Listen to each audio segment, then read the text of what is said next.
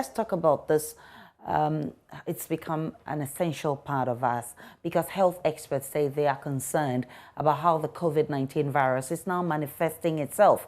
According to a lecturer at the University of Ghana Medical School, Reverend Professor Kwame Sego, ongoing research by the Department of Medical Microbiology has shown that some persons will report to health facilities with symptoms other than those of COVID-19 turn out to be COVID-19 positive. The Ghana Health Service has expressed similar concerns. Head of Surveillance, Dr. Dennis Laye, has been explaining why some persons who test negative before departure from their destinations test positive when they arrive at the Kotoka International Airport. We are very confident in our system, and when you start seeing cases rise around the countries in the world, you see the number appearing at the airport also going up. That shows that the machine is quite sensitive. The fact that you are negative 3 days ago or even 2 hours ago doesn't mean that you will not be positive in the next 2 hours. It's a multiplication. Just moving from negative to positive is just a question of a few minutes, depending on how much the titer is increasing. So nobody can say, and it's also wrong to compare two different samples, and in what is, especially even when they are taking different dates, and say when I arrived in the night, they say I'm positive. When I did one the following morning, I'm negative. You have to understand the way the virus is behaving. It's multiplication, so that's what we are dealing with. So I think we just want to say that these things are inaccurate, and it's a way to save all of us. And other countries have even more stricter protocols than we have. Experiencing a third wave, a major spike that can be described as a third wave.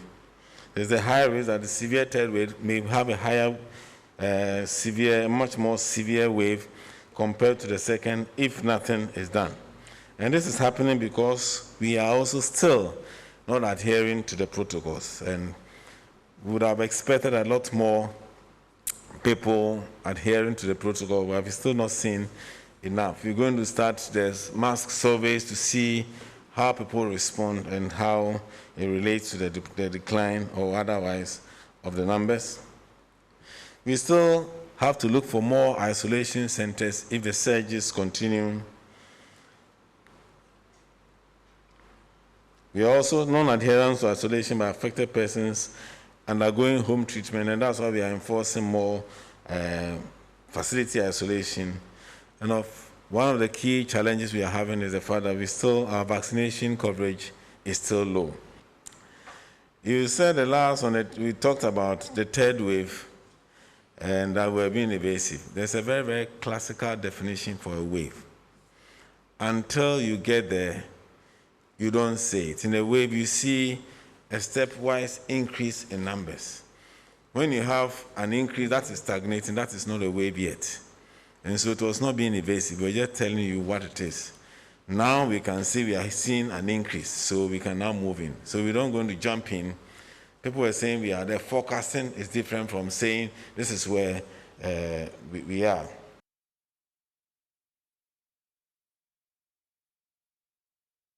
The country's vaccination drive is being intensified with the approval of 2 more vaccines by the Food and Drugs Authority. Head of Vaccines and Biological Products at the authority, Dr. Edwin Nkansa, says this brings the total number of approved COVID-19 vaccines for use in Ghana to 5. They are the Sputnik V vaccine, the Covishield, Janssen, Moderna, and Pfizer Biotech vaccines. In fact, it's the Johnson vaccine. Now, joining me via Zoom is Dr. Samuel Kojo Amwakohene. He is with a COVID-19 ICU team leader at ECHN Health Network, Connecticut, co-founder and president of Global Partnerships, Halodin LLC. I'm grateful, Mr. Amwakohene, for joining us. Thanks for having me, Aisha. Finally, we're here. We're told that there's a third wave in Ghana. What should we be doing at this moment? Great question. I think at this moment, one is looking at what is being considered in Ghana as a third wave. It is a third wave. Now you can sort of play with the numbers and look at when it became clear that it's a third wave. One thing I always say is that COVID pathology, or how COVID happens, is something that is rapidly evolving since the beginning of this pandemic. And those of us who have been at the forefront will tell you, COVID pathology, or the disease process of COVID, happens so quickly that you almost always have to be on your game and assume the worst. Clearly, right now, Ghana is experiencing a third wave. The numbers around the country speaks for itself. I think what the nation should be doing is, whenever you have a wave and is happening rapidly as it is in Ghana, especially in the Ashanti region or the heavily populated areas, Accra or the Ashanti region, you have to begin to take some stringent measures. And what you do is that you take measures that will help you to sort of curb the rapid increase in the disease burden, or sort of how many people are going into your ICUs getting sick. You do not want your healthcare system to become overworked. And so you have to put in measures to ensure that you don't get to the peak of that pandemic where you may be forced to take certain actions, like the complete lockdown, where people are now being fed. So what we should be doing, some of it I think the president alluded to this past weekend, but I do believe that the protocols must be enforced at this point. You don't have to have a complete lockdown. What you can do is to look at the areas where the disease burden is so high and have some sort of partial lockdowns, whereby if it's a curfew, you put that in place. If you have to send the police out, you send the police out. Not that they're going to put everyone in jail, but that people are punished. If it's an hour or two, have them do some kind of communal labor. When people begin to see these kind of things, measures put in place, like the curfews and putting the police out there to ensure the protocol is being followed, I think it sends the signal to the general population that the government is serious about what we're doing. We're clearly in a serious fighting a pandemic that is not going away, and that these are the things we need to do for now. The last point I would say is that in every situation, you have to define what the problem is. Clearly, we experienced the third wave. You have to tell us what the issues are, how we're dealing with it, what to expect, so people don't sort of get to the point of throwing their hands in the air, and ensure that they can continue to sort of hang on, tell them what we're getting, the vaccines when they're coming, because the way of getting out of this is being able to get our people vaccinated. And so sticking to the protocols, doing everything we can to get vaccines at this moment is the way to go. Now, how different will these two approved vaccines by the FDA help in our drive for herd immunity? I'm talking about the Pfizer vaccines and the Moderna vaccines. It's a great thing. It's a good thing that the Ghana FDA has approved Pfizer and Moderna. As you know, in the United States, we've had mainly Pfizer and Moderna. Johnson & Johnson has come on board, which has been great. Now, there are differences within all these different vaccines. The biggest concern with Moderna and Pfizer is you have to have the refrigeration system within your country intact. You cannot have electric power outages, because these are vaccines that must be stored at extremely cold temperatures. And so if you approve them, then you have to ensure that you have the refrigeration system intact, such that when you are able to get these vaccines, they will be still efficacious. What you don't want is a situation where the vaccines come in and, for example, whether power outages or wherever you have to send them across the country, these vaccines are not being stored or kept under these conditions that the vaccines require to be effective. So it's a good thing that it has been approved, but also the country has to have things in place to ensure that when we do get these vaccines, we can get the jobs out as quickly as possible, and that is being kept under these strict conditions. Now, the vaccination hesitance and the fact that even though these vaccines have been approved, they look so close to us and at the same time look very far from us. We don't have the vaccines. Even apart from that, people are beginning to get tired of observing the protocols. Now, if we continue this way, how dangerous is our situation, especially when the Ghana Health Service has told us point blank that we are in a third wave? It's very concerning. I was on a phone call with a senior anesthesiologist from the Komfo Teaching Hospital about 4 days ago. And his concern to me was basically, why are we having all these doctors and nurses who, some of them, good number of them, have been vaccinated, coming down with COVID-19 again? And I said to him, COVID is different. And I think when you ask that question, I have few thoughts in mind that government can do. You have to explain to people why they should not be fatigued about COVID and sticking to the protocol. People still think the COVID-19 we had 2020 is still the same. Yes, the COVID-19 is the same, but the type that we're dealing with right now is different.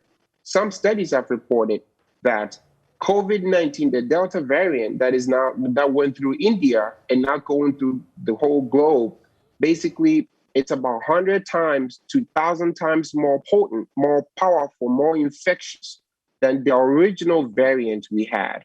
People must understand that. That's why in the US, certain areas where the disease burden is so high, even vaccinated people are supposed to wear masks indoors. Whereas a few months ago or weeks ago, if you were vaccinated, you didn't have to wear a mask, irrespective of where you were. So that's something that we need to get. That's a message that must be sort of taken and spread to the citizens about why we need to stick to the protocols. The other thing is the fact that the hesitancy is normal. People have concerns and questions, and you don't blow them off. You really try to explain to them. So what I think the next thing we could do is to have some sort of ambassadorial position where a medical doctor, someone at the forefront, someone who understands COVID, who's taking the shot, able to go out there, explain to the ordinary Ghanaian that this vaccine has been around for months now, getting close to a year. Millions of people around the globe have taken it, myself included. So when you do that, you're telling people, I'm young, I have kids, I'm a medical doctor, these vaccines work. Of course, nobody can predict what will happen 50 years from now. But it's important that we get vaccinated so our economies don't shut down, so that you can wake up and go out to the markets, to the workplace, and be able to feed your family, rather than expecting government to feed you. And government can only do what it can, but it's not going to be able to do our daily chores for us. And so it's a matter of bringing all these different ideas together, and government really staying at the forefront, communicating with the general public. What's really happening is very serious. And if we don't stick to the protocols, and if we don't do what is being recommended, and we don't have these doctors and healthcare providers going out there, we may be forced to shut down. How long, nobody knows. I think once you paint that grim picture, you let the people see the seriousness of it, then people will be more apt in terms of following the protocol. It won't be 100%, but it's going to help a lot with the spread of the infection. So what are the possible side effects Ghanaians should look out for with these two? Because we are not familiar with it yet. For the AstraZeneca, we know that we've already seen how it works. But for these two, we do not know how it works. So Moderna and Pfizer are basically mRNA-based vaccines. Now, all these vaccines will do one thing. They basically boost your immune system, tells your body to make protection against COVID-19 after you've taken the shot. So that if you come into contact with a person with COVID-19, your chances of getting sick with COVID-19 or the Delta variant is much, much lower. Even if you were to get the virus, you may not have, or you will not have severe illness. Now, in terms of the side effect, it varies. And I'll begin by saying this. From about almost a year now, there has not been any severe reactions to these vaccines. And so that's something really reassuring that must carry to people. So that's number one. Number two, immediately, we talk about short-term, immediate effect and long-term. People have experienced what we consider minor neuropathy or neurological symptoms, where in the US, for example, I had colleagues that took the shot, some Moderna, some Pfizer, and they will have their arm will be a bit numb, but it will go away. And all these side effects have been documented. So far, these two vaccines in the US have been largely safe, and there hasn't really been any significant adverse reactions like death or heart problems or lung problems or any sort of autoimmune disease that has been known to be associated with these vaccines. So generally, these vaccines have been emergency use authorization approval. But I can tell you that they are largely safe. That's why millions of people across the globe, and specifically in the US, have taken the shot and continue to take it. Now, there were speculations about the vaccines in total, its effects or otherwise on fertility. Have you been able to wrap your hand around it? Exactly what does it do to fertility? This is one of the questions that a lot of people have been talking about. There's been a lot of what in the US we've considered conspiracy theory. And you get a lot of messages. Sometimes people will make up stuff and it will be going around. In the days of social media, anybody can put anything out. When you come to the medical community, we always say this: if it's not scientifically proven or verifiable, then at that point, people are just essentially coming up with ideas and sort of things that will put fear into the minds of people. There has not been any definitive, documented, scientifically proven research out there clinically that says that taking these vaccines, whether Moderna or Pfizer or Johnson & Johnson, has any side effect on fertility. Has there also been any research to prove otherwise? As of this point, there has not been such research. As you know, COVID is new to all of us. And so the studies are ongoing. I'm sure we'll find out. But to say definitively, by the same token, that taking these shots will cause infertility, is by the same token, one can assume that that's not true. And so it's a lot of things that people have put out there, a lot of concerns. And these concerns must be alleviated or somewhat explained to people. And that's why it's important that we have some sort of leadership or specific tool that can go out there daily, engage the ordinary Ghanaian, let them know that some of these things you hear are not true, they're not proven. Just like many of the vaccines that we have today that kids get. Back in the days, 20 years ago, when these vaccines came out, people had a lot of concerns and a lot of things were said about it. In America today, some parents still don't give their kids these basic shots, MMR vaccines. But we know largely after many years that these vaccines are largely safe. Now, this is a question that a viewer just sent to me to ask about whether you can take one dose of, for instance, a Pfizer vaccine and then take another dose of Moderna. Is it possible to combine these vaccines, or you need to stick to just one? So to answer your question, it's very clear. In a situation where Ghana, for example, if I take Ghana, where some people got AstraZeneca vaccine, one shot, and have not been able to get any more AstraZeneca vaccines. Correct. You have to ask yourself clinically, if Ghana is able to get Johnson & Johnson, do I take it or do I not? And the answer is very clear. You take the Johnson & Johnson, whatever vaccine the government can procure at this moment. Because in the end, you want to be able to boost your immunity. You want to be able to have that protection against the virus. The concern is, can I mix the two? Absolutely no problems. Remember, we've been talking about perhaps COVID-19 vaccines becoming like a flu vaccine that we do take in America. And every year, there are slight changes to the vaccine. It's not the same.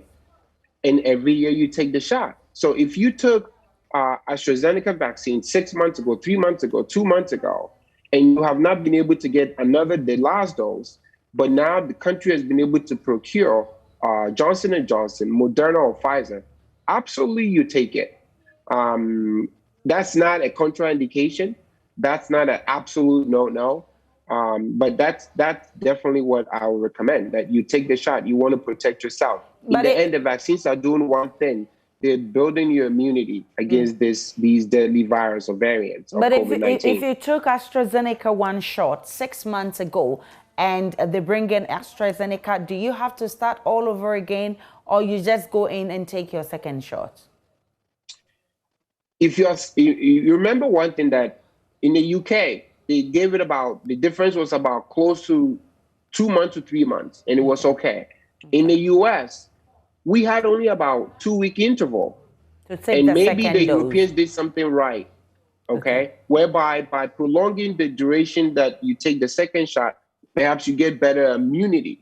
That's not a question that anybody knows right now. But if you are 6 months out at this moment, I'll go ahead and take this. I'll take the second shot.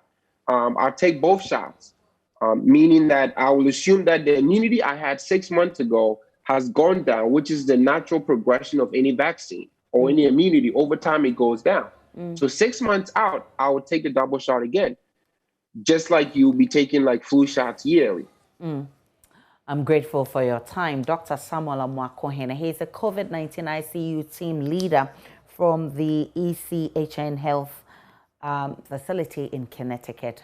We're grateful that you joined us with that education.